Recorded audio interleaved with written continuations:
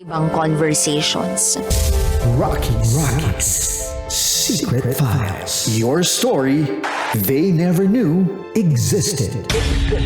Tinuruan niya ako kung paano maging isang mahusay na kabit. Yung puso ko parang sinasaksak sa sobrang sakit. Rocky's Secret Files. Secret Files. With Titan Jello. Rocky's Secret Files. Rocky's Secret Files. Secret Files.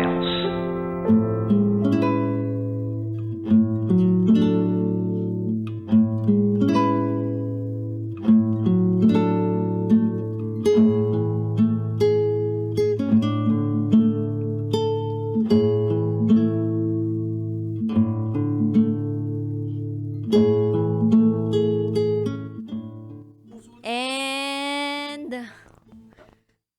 we're back. Nangihingi ng payo yung secret file sender natin. Ano bang pwedeng maipayo natin kay Kay? Yun nga, partner, no? Napakabigat ng kwento ni Kay ngayon, no? And in fairness naman kay Kay, nag-iisip talaga siya eh. Kumbaga, etong lalaking to na si Ron, parang nasa kanya na lahat eh. Matyaga, naghihintay, bumabalik from Amerika, talagang gumagastos papunta dito sa Pilipinas para magpadama ng pagmamahal. Kaya lang may anak eh. Tapos, may girlfriend. So, mali. Bakit? Bakit magpo-propose pero hindi doon sa nanay ng anak? Bakit dito kay Kay? At saka, parang mapapatanong ka, kung si Kay naman talaga yung gusto pala niya, bakit hindi niya talagang inantay si Kay? Oo, tama. Bakit siya kumana ng iba? Kausapin ko nga yan si Kay. Sino ba yan si Kay? Parang kilala ko yan, ah. Baka Kay mo din to, ah. Okay. Kay Beth? Charot? Or Casinta, ha? Pero partner, no?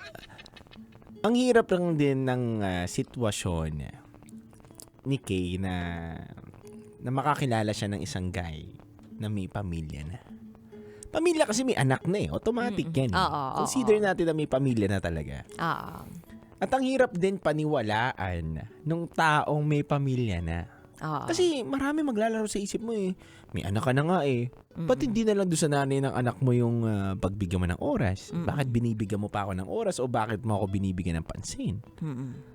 Ba't hindi mo kayang ibigay yung oras na yun doon sa nanay ng bata? Sa kanya nga daw nagpo-propose eh. Diba? Ang hirap paniwalaan talaga. Naiintindihan natin si Kay. Pero Kay, ikaw nga bilang lalaki, anong may bibigay mong advice dito kay Kay? Kasi okay. parang kung titingnan mo lang itong senaryo na bumabalik dito yung lalaki sa Pilipinas, hindi pa siya nagpapatali dun sa nanay nung anak niya. Parang medyo maniniwala ka din na si Kay talaga yung target niya eh. Yung parang, sama ka sa akin sa Amerika, ikaw ang pakakasalan ko. Baka ganun nga, no? Sa Amerika siya pakakasalan, tapos yung ina ng bata dito sa Pilipinas. Ganun ba yun? Pwede yun eh, di ba? Oo nga, no? O sige, bilang lalaki, anong po pwedeng perspektibo ang maibahagi mo kay Kay? Hindi, para sa akin, partner, pag-isipan mabuti ni Kay yung senaryo na ganito sa buhay niya. Kasi hindi ibig sabihin na pinapangako sa'yo na papakasalan ka ng isang lalaki na may pamilya ay talagang yun ang intensyon niya para sa'yo. Pag-isipan mo mabuti at alamin mo mabuti kung ano ba talaga yung hangarin ng lalaki na yun, kung bakit kanya nilalapitan, ginugusto o binibigay yung mga bagay na pwede mong ikasaya. Diba? Kasi minsan, mahirap talaga magtiwala eh. Eto totoo lang to. Real talk to, partner. Mahirap talaga magtiwala sa mga lalaki na may pamilya na. At existing pa rin yung... Ba't ka natawa? So, dapat di kami maniniwala sa'yo? Hindi sa akin! Ay, hindi, wala ka bang pamilya? Pero, kung ako yung nandun, Kay, malay mo naman talaga gusto kita, Kay. Kasi, dude, nakaka Nakakagulo nga naman sa isip to kasi 20 years. Okay. Diba? Parang more than 2 decades, nag-aantay itong guy sa kanya. Gusto na siya for more than 20 years and every 6 months, umuwi yung lalaki dito sa Pilipinas para kitain siya. Tapos hanggang sa may mga kaibigan na tinap, tapos, eto na, ganyan. Gusto ko talaga to si Kay, ganyan. Sa kanya nga ako magpo-propose, pero wala namang sila. Yung ganun ba? Grabe, no? Para sa akin kasi, mag-ingat si Kay eh. Mag-ingat siya. Oo, bilang isang lalaki, syempre. Napofall na kasi siya. Mahirap yun. So, wag na lang. Pag-isipan niya. Hindi sa wag na lang. Oh. Pag-isipan niya. Tignan niya muna kung talaga yung intensyon. Paano mo ba mapapatunayan yan, dude? Like, kung hindi nagmamadali yung lalaki. So, kahit mga 10 years, ganon? Hindi naman 10 years. Baka eggnog na yun. Tsaka kilalanin niya. Okay. Maayos na pag-uusap. Ano ba talaga? Alamin niya, wag niya muna Magkababata ibigay yung sila sarili eh. niya. Wag niya muna ibigay yung sarili niya. Baka yun lang kasi yung habol. Baka yun lang yung habol. Kumbaga, parang gusto lang na matikman siya, kaya talagang give na give yung lalaki. Ulit-ulit. Ganon. Tapos pag nagsawa, wala na.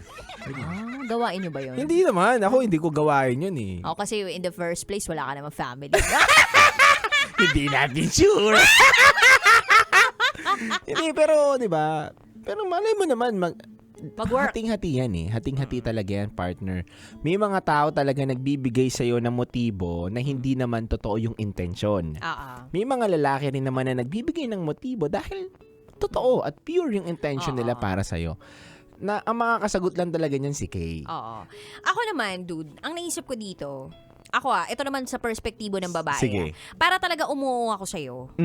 Ang gawin mo, pakita mo talaga sa akin na hiwalay na kayo ng babae. Okay. Magkaiba na kayo ng tahanan. Okay. 'Di ba? And iharap mo sa akin yung babae. Iharap mo siya sa akin na wala nang namamagitan sa inyong dalawa. Ang galing mo doon. Na co-parenting na lang talaga kayo. Ang galing mo doon. Kasi kung ganun yung gagawin ng isang lalaki, ibig sabihin, malinis talaga yung hangarin niya sa'yo at gusto niya na mag-co-parenting sila noong bata, para sa bata. And kung sakali man, nagagawa kayong pamilya, or kayo talaga yung gusto niya kayo yung dalawa, yung gusto niyang magkaroon ng relasyon. Relasyon, okay. Syempre, di ba, automatically, pag ganun, anak mo na rin yung anak niya. Tama. So, dapat tanggap mo din yun. Tama. So, para sa akin, kung ganun yung gagawin ng lalaki, approve yun. Galing mo doon. Kasi, ibig sabihin, wala talagang tinatago yung lalaki. Tama. Ang shady eh. Kumbaga parang may hindi malinaw eh. Kumbaga sa black and white, sa puti at saka sa itim, nandun siya sa gray area. Galing mo. Tama ba? Tama ka doon, partner. Tama ka doon. So, hindi siya magda-doubt. Okay lang, mahuhulog ako na mahuhulog kasi pinakitaan ako ng ganun. Pero very rare yun ha. Yung scenario na yun na papayag yung isang girl na anak nung bata, nanay nung bata, na magpakilala dun sa bago nung guy. Hindi, nasa matinding usapan Yes, yan. partner. Pero napakahirap yun. Pero tama ka dun. Yun dapat talaga yung move. Kasi pwede mong, bilang isang lalaki din, pwede mong laruin si Kay eh. Pwede mong sabihin, no, hindi, co-parenting na lang kami niyan. Hindi kami nagsasama sa bahay niyan, pero umuwi dun sa bahay, kasama sa bahay. Kapag nasa bahay, hindi nakakatawag, di ba? Nagchat-chat lang. Pero after na wala na dun sa bahay, Mondays to Fridays, nakakatawag na ulit. Ay, Sabado-Linggo kasi umuwi dun sa bahay. Ba't alam mo? Gawain ko. Yes, dahil mali. Gawain na kaibigan ko.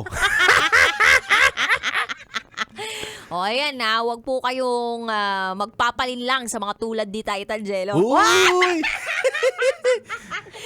Charot lang with the rot. Pero huwag ipapalin lang dun sa mga lalaki na magagaling lang talagang magsalita. Galing mo dun. Kailangan may mapatunayan. Yes. At makita mo na malinis talaga yung track record. O kaya sabihin natin na inayos niya. Kumbaga, klaro. Klaro. Tama. Oo.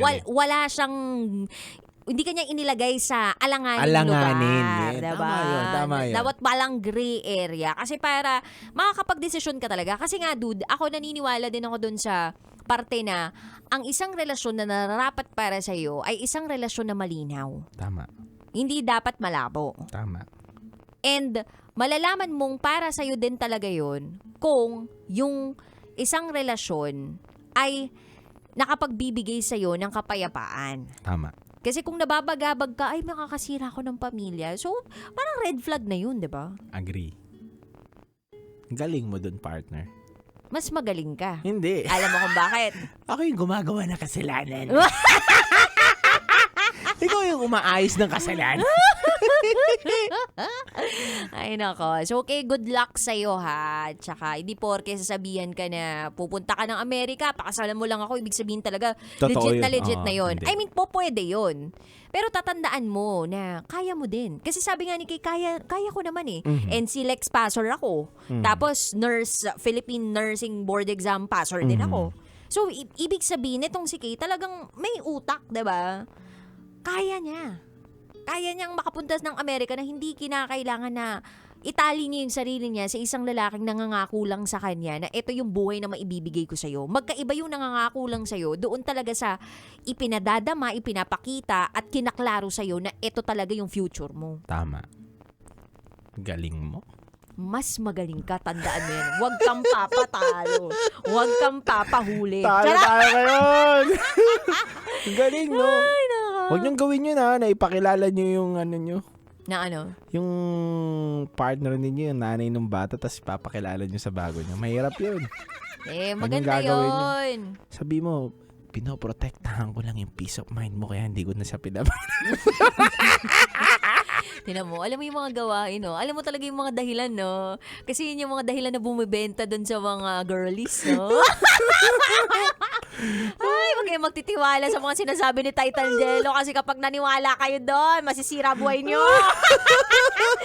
Ay, nako. Anyway, Kabisyo, if you wanna share secrets, share to us, raketera@gmail.com. Kami po yung magbabalik para sa programang Top Secrets. Kasama mo, ang Basta Princess, DJ Raketera. At kasama niyo rin po ang titindig sa mga pinaglalaban ninyo, DJ Titan Jello. At kayo ay nakatutok sa 90.7 Love Radio. Kaya pa bang i-memorize yan? Basic. This is Kay's Secret File. Metro's #1 Love Radio. Basic!